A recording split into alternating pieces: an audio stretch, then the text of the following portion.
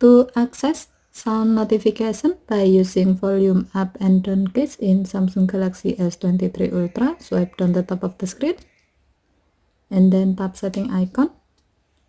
Scroll down the screen to find accessibility. Tap accessibility and then tap hearing enhancement. Tap sound notification and then tap sound notification shortcut.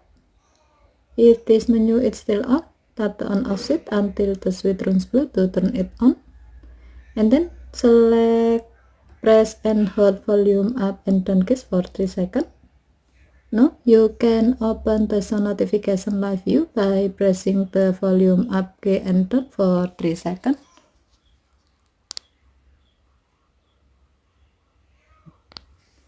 And then select sound notification. If the sound notification is still paused, you can resume it or start it again by tapping the setting icon at the top right. And then tap the gray on off switch next to use sound notification to enable this option.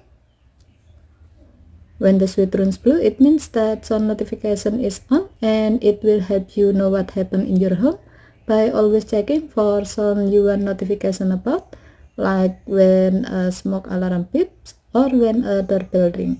Okay, thank you for watching. Have a nice day.